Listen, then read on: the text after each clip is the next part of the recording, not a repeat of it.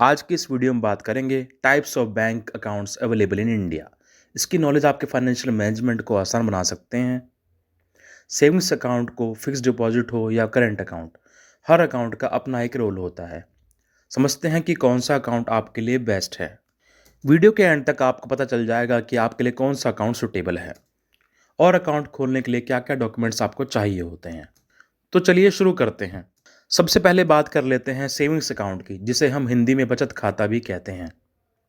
इस अकाउंट का मकसद एक ही है, लोगों को अवेयर किया जाए कि अपना मेहनत से कमा हुआ पैसा बैंक में कैसे सेफली सेव करें, बिना किसी फ्रॉड या चोरी होने के डर के बिना।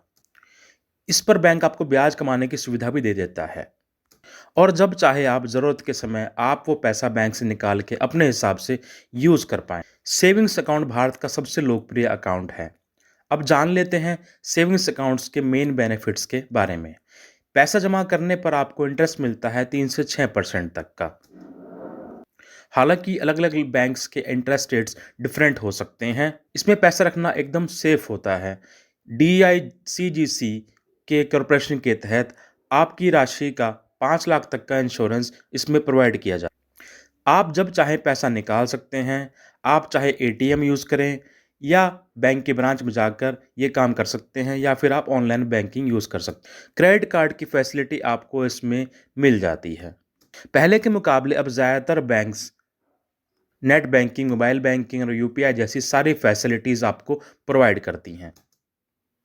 सेविंग्स अकाउंट का यूज़ करके आप अपने बिल्स पे कर सकते हैं, चाहे पानी का बिल हो या फिर बिजली का बिल हो, या फिर आपको अपना मोबाइल रिचार्ज करना हो, या फिर और सिस्टमैटिक इन्वेस्टमेंट प्लान और दूसरी सेविंग्स भी इसमें आसानी से लिंक की जा सकती हैं।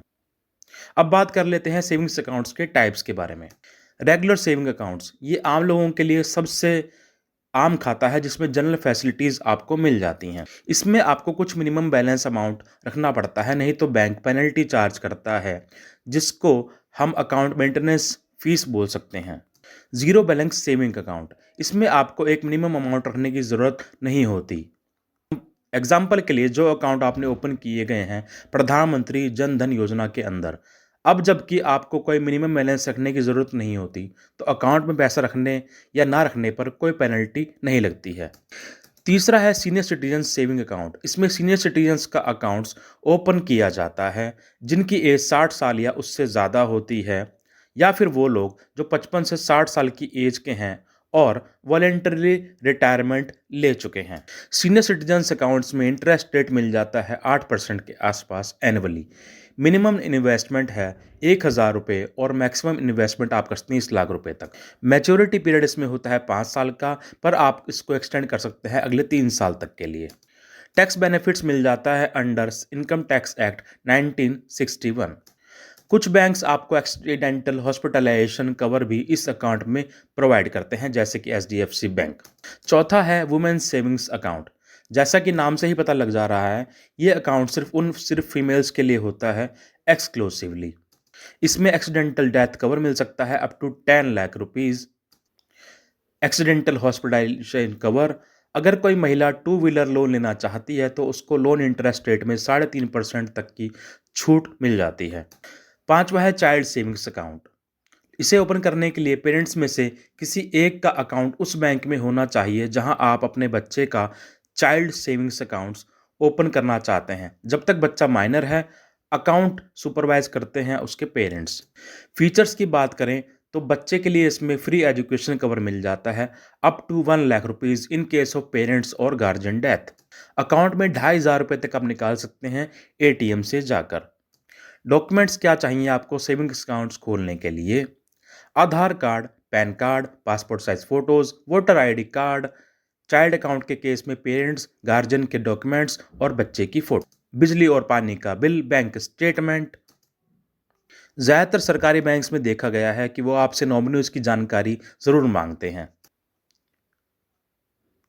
और साथ ही 2 गारंटर के signature with their address proof मांग सकते हैं आपका अकाउंट खोलने से पहले। अब आइए बात कर लेते हैं करंट अकाउंट की। करंट अकाउंट्स स्पेसिफिकली और मेनली यूजफुल हैं बिजनेसेस एंड ट्रेडर्स के लिए। अब आपका बिजनेस बड़ा हो या छोटा, करंट अकाउंट सबके लिए है। अब ट्रांजैक्शन बिजनेस चलेगा तो daily multiple transactions of money ज़रूर होगी ही। करंट अकाउंट इन्हीं डेली ट्रांजैक्शंस और कैश फ्लो को मेंटेन करने के लिए डिज़ाइन किया गया है। करंट अकाउंट के फीचर्स के बारे में थोड़ा जान लेते हैं अब। पहला है फ्रीक्वेंट ट्रांजैक्शंस। आप मल्टीपल टाइम्स पैसा विड्रॉ या डिपॉजिट कर सकते हैं अपने करंट अकाउंट में। दूसरा है नो इंटरेस्ट। इसका मतलब ये है कि जैसे सेविंग्स अकाउंट में पैसा रखने पर आपको बैंक एनुअली इंटरेस्ट देता है, आपको करंट अकाउंट के अंदर अपना पैसा डिपॉजिट रखने में कोई भी इंटरेस्ट आपको बैंक नहीं देता है। ओवरड्राफ्ट फैसिलिटी आपको इसमें मिल जाती है, एक अमेजिंग फीचर है करंट अकाउंट का।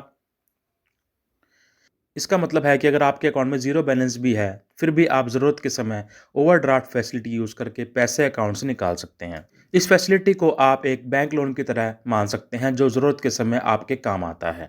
कुछ बैंक्स आपको unlimited RTGS, NEFT, IMPS service भी इस अकाउंट में आपको देते हैं, जिससे पैसे का लेन देन करना आसान हो जाता है। एलिजिबिलिटी रिक्वायरमेंट्स की बात करें तो आप एक रेजिडेंट इंडिविजुअल होने चाहिए।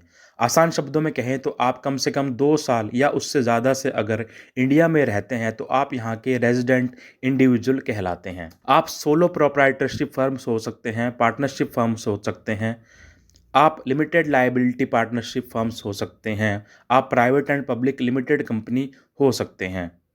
अगला है fixed account, deposit account. Fixed deposit account favourites होते हैं हमारे पेरेंट्स के। ये तो आपने सुना ही होगा कि पापा पैसे इन्वेस्ट करना है मुझे, तो वो कहते हैं जा बेटा एफडी में डाल दे, वहाँ पैसा सेफ रहेगा और बढ़ता भी रहेगा। मतलब कि एफडी अकाउंट उन लोगों के लिए है जो लोग लॉन्ग टर्म इन्वेस्टमेंट करना चाहते हैं सेफली। एफडी अकाउंट वो अकाउंट होते हैं जिसमें आप एक फिक्स्ड अमाउंट ऑफ टाइम के लिए एक fixed amount of money invest कर देते हैं at a fixed rate interest. FD term mature होने पर आपको ओरिजिनल अमाउंट के साथ साथ इंटरेस्ट अमाउंट भी मिलता है जो आपको डिपॉजिट पर आपने अपने अर्न किया है। फीचर्स की बात कर लेते हैं अब एफडी अकाउंट की। लॉक इन पीरियड इसमें होता है, ये वो पीरियड कहलाता है जितने टाइम पीरियड के लिए आप अपना पैसा एफडी अकाउंट में इन्वेस्ट करते हैं और उसी फिक्स टाइम पीरियड के बाद आप अपने फाइनल अमाउंट को विड्रॉ कर सकते हैं। लॉक इन पीरियड 7 दिन से लेकर 10 साल तक का हो सकता है। इंटरेस्ट रेट एफडी में इन्वेस्टमेंट करने पर आपको 5 से 7 तक परसेंट तक का कमाने का चांस मिलता है। लो रिस्क इन्वेस्टमेंट है। ये एक बहुत ही लो रिस्क इन्वेस्टमेंट है जिसमें आपका पैसा सेव भी रहता है और साथ में ग्रो भी करता है, जिससे आपको मैच्योरिटी के टाइम पर एक अच्छा अमाउंट मिल जाता है। टैक्सेस जो भी आप इंटरेस्ट एफडी पर कमाते हैं वो टैक्सेबल होता है। Most of the bank 10% TDS काट लेते हैं आपके अर्न किए हुए इंटरेस्ट पर। अगला अकाउंट है रिकरिंग डिपॉजिट अकाउंट। जैसा कि नाम से ही पता चल जाता है, इसका मतलब है कि एक इंसान अपने पैसों को स्मॉल अमाउंट्स में इन्वेस्ट कर सकता है रेगुलर इंटरवल्स ऑफ टाइम पर। एग्जाम्पल, अगर आप एक साथ बड़ा अमाउंट इन्वेस्ट नहीं करना चाहते हैं तो आप 500 रुपये से 1000 रुपये से भी स्टार्ट कर सकते हैं और हर महीने ये पैसे अपने आरडी अकाउंट में डिपॉजिट कर सकते हैं, जिससे कि आपका एक्सपेंडिचर भी इफेक्ट नहीं होगा और आपकी सेविंग्स भी होती चली जाएगी। ये सैलरीड पर्सन का फेवरेट है जो एक साथ बड़ा अमाउंट ना लगा के अपनी मंथली सैलरी का कुछ हिस्सा आरडी में इन्वेस्ट कर देते हैं। इसमें आपको कंपाउंड इंटरेस्ट मिलता है आपके इन्वेस्ट किए हुए पैसे पर। यह स्कीम एक डिसिप्लिन सेविंग्स की तरह है जो आपको सेविंग्स की आदत डालने में बहुत हेल्प करती है। आरडी का टर्म पीरियड 6 महीने से लेकर 10 साल तक का हो सकता है। आप आरडी अकाउंट्स पोस्ट ऑफिस में या बैंक में भी खोल सकते हैं। अब बात करते हैं सैलरी अकाउंट की। जब भी आप एक अपने करियर की शुरुआत करते हैं एक कंपनी में जॉब लेने से, तो वो कंपनी आपका एक सैलरी अकाउंट ओपन करवाती है ताकि आपकी सैलरी मंथली बेसिस पर आपके अकाउंट में टाइमली और सिक्योरली भेजी जा सके। सैलरी अकाउंट स्पेशली डिजाइंड है सैलरी पर्सन के लिए। इसमें आपको ज़ीरो बैलेंस की फैसिलिटी मिल जाती है। एक्सक्लूसिव ऑफर्स मिलते रहते हैं बैंक की तरफ से, जैसे कि credit card, debit card, personal loans, health insurance, debit card और एटीएम कार्ड आपको मिल जाता है। चेकबुक एंड पासबुक आपको प्रोवाइड की जाती है इसके अंदर। ऑनलाइन बैंकिंग फैसिलिटी भी आपको इसमें प्रोवाइड की जाती है। इस वीडियो में एनआरआई अकाउंट्स को इंक्लूड नहीं किया है क्योंकि वीडियो काफ़ी लंबी हो जाएगी। इसके लिए मैं अलग से एक वीडियो बनाऊंगा और उस टॉपिक को एक्सप्लेन ज़रूर करूंगा। अब बात करते हैं डॉक्यूमेंट्स की जो ज़रूरी है बैंक अकाउंट ओपन करने के लिए। आपका Aadhaar card, voter ID card, passport, driving licence, passport size photos, आपकी एज 18 साल या उससे ज़्यादा होनी चाहिए और आप इंडियन रेज़िडेंट होने चाहिए। एक इम्पॉर्टेंट अपडेट, न्यू अपडेट के मुताबिक अब आपका pan card valid identity proof के लिए यूज़ नहीं कर सकते हैं। गवर्नमेंट ने इसे वैलिड आइडेंटिटी प्रूफ़ की लिस्ट से हटा दिया है। आई होप इस वीडियो से आपको दी गई जानकारी अच्छी लगी होगी और कुछ ना कुछ नॉलेज आपके कभी ना कभी, कहीं ना कहीं ज़रूर काम में आएगी। Thanks for watching this video. Please like, share and subscribe. Thank you.